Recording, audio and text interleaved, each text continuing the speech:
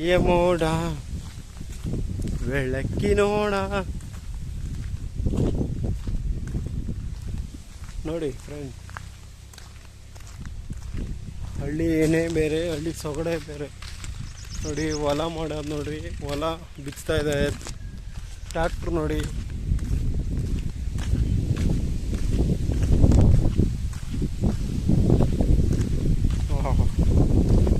ಏನು ಸೊಗಸಾದ ಗಾಳಿ, ತಂಪಾದ ಗಾಳಿ.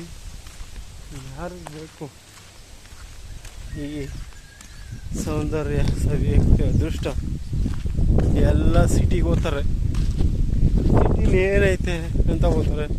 ದುಡ್ಡು ಮಾಡೋಕೆ ಹೋಗ್ತಾರೆ, ಆರೋಗ್ಯ ಕೊಡುತ್ತೆ. ಅದರಲ್ಲಿ ಹಳ್ಳಿಯಲ್ಲಿ ಇದ್ರೆ ಒಳ್ಳೆ ವಾತಾವರಣ, ಮನೆ ಮಾಡಿರೋ ಮುದ್ದೆ ಬಸ್ಸಾರು.